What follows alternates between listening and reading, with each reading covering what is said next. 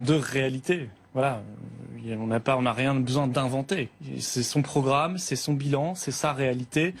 Il n'était pas obligé d'avoir ce bilan, d'avoir fait ce qu'il a fait. S'il était en désaccord avec Nicolas Sarkozy, je vais vous dire, il pouvait partir.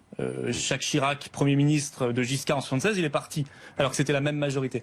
François Fillon, non. Donc il assume l'intégralité du bilan, y compris la Libye, y compris le CFCM, y compris tout ce qui a échoué, et je le disais, la dette par exemple, gravement, durant ce quinquennat. Et puis son projet, on va le regarder, on va l'opposer à notre projet patriote de souveraineté nationale, d'identité nationale, et je pense que ça va faire un grand, beau débat. Juste une dernière question, parce que je sais que vous devez partir.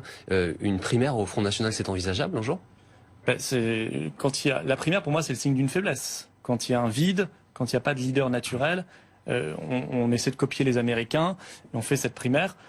Quand il y a un leader, vous auriez eu objectivement un leader, vous n'auriez pas fait la primaire. De faire ça dans une entreprise familiale. Il est évident que vous auriez eu un leader, vous l'auriez pas fait.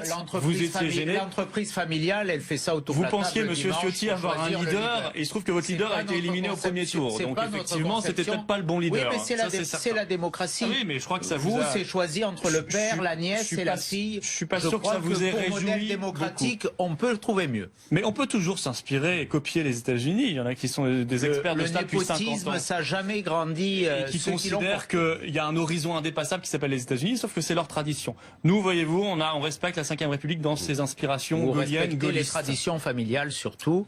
Et je crois que ça ne vous devriez relire, Monsieur Ciotti, ce qu'écrivait le général de Gaulle sur les primaires. Vous en tomberiez de votre chaise. Oui, mais enfin, il n'a pas donné à son fils ou à ses enfants un héritage, ni à sa nièce. On n'est pas dans le népotisme, on n'est pas dans la petite entreprise familiale. Si vous savez faire autre chose que des attaques personnelles, vous me répondriez politiquement. Voilà. Merci beaucoup, merci messieurs.